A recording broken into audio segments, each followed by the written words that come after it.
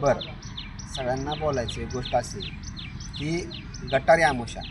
गटारी आमुषा म्हणजे पौराणिक काळामध्ये गटारी हा शब्द कसा पडला की पौराणिक काळामध्ये श्रावण मास चालू व्हायच्या अगोदर म्हणजेच जी आमुषा झाली त्या आमुषाच्या दुसऱ्या दिवशी 2 दिवस येतो त्या पौराणिक काळामध्ये गटारी. तर जे श्रावण मासामध्ये आपल्या शरीरामध्ये जे आहार मांसाहारी करायचे आहेत किंवा जे आहेत ते आपल्या शरीराला मॅच होत नाहीत अशा आहार, त्याचा गतहारी असं नाव होतं. जो आहार शरीराला नको असतो तो आहार आपल्याला ह्या पूर्ण जाण्यासाठी शेवटच्या दिवशी मांसाहार करून घेणे गरजेचं असतं. तर त्याला गटारी असा शब्द आहे. मद्यपान करणे वगैरे ह्या त्याला गटारी हा असा शब्द आहे.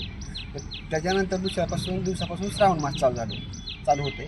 तर त्या श्रावण मासामध्ये पूर्ण आपण पौराणिक देवाची प्रार्थना करतो इथे.